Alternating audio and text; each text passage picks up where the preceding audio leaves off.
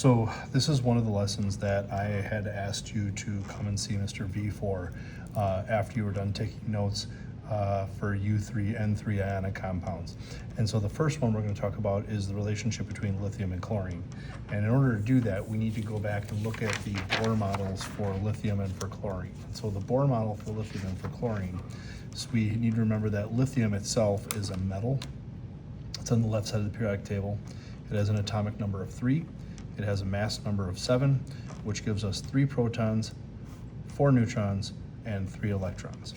And when we draw the structure, the Bohr model structure, it looks something like this, where your inner energy level has 2 electrons and the outer energy level has 1 electron. This 1 electron is our valence electron. So when I draw that for lithium, I will put its 1 valence electron here. I'm going to put it as an X. Okay. For when I draw these types of relationships, I usually draw X's for metal electrons, valence electrons, and dots for non-metal valence electrons. Speaking of non-metal, we get to chlorine. Chlorine is a non-metal. It's on the right side of the periodic table. Its atomic number is 17. Its mass number is 35. So it has 17 protons, 18 neutrons, 17 electrons. When we draw the structure, it has 2 electrons in the middle.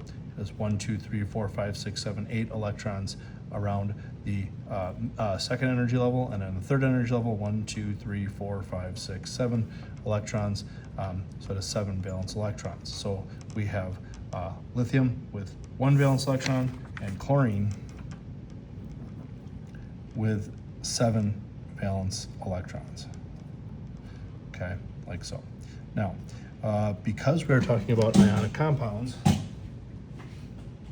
we are talking about the fact that metals will transfer valence electrons to nonmetals. So here's my metal. It has an electron to transfer to a nonmetal. And we show a transfer by drawing an arrow. So here's my arrow, and I'm showing that the electron is being transferred to chlorine. Okay, so on this side of the arrow over here, what we are going to see is that lithium will have nothing around it, but chlorine will have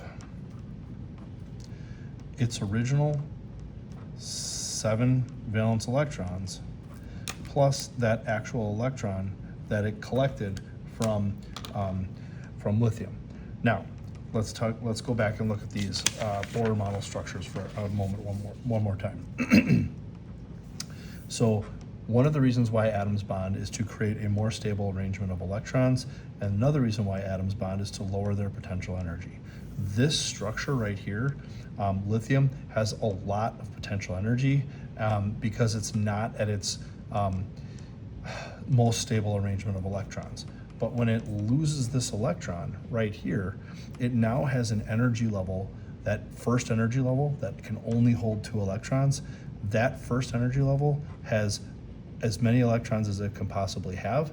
It cannot have any more. So now this atom is very, very stable. So as a result of that, it becomes an ion. And so what happens is, originally, lithium over here had 3 positive things and 3 negative things, and when we add that up, we get 0. But because it lost an electron, it went from 3 positive things to 2 negative things, so it has a charge of +1. So that means that lithium over here has a +1 charge. Chlorine, on the other hand, also relatively unstable. It has 1, 2, 3, 4, 5, 6, 7 valence electrons, and it's very, very close to completing that stable octet. And as a result of it being very close to completing that stable octet, it's really unstable. So when it accepted or an electron was transferred to it, it got that stable octet and became significantly more stable, had a more significantly stable arrangement of electrons. So this is a really good example of how electron transfer can create a more stable arrangement of electrons. But we figured out the charge for this lithium.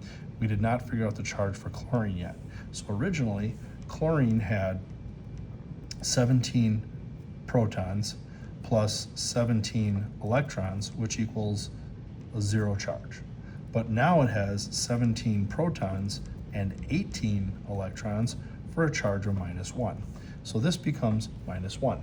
And when all is said and done, when this +1 and this -1 are close enough to each other, they create a net zero, which is what creates that most stable arrangement of electrons for both atoms.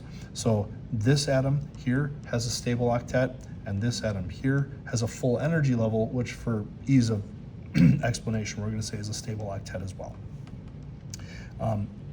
If you have any further questions, you can go ahead and ask them when you see me next.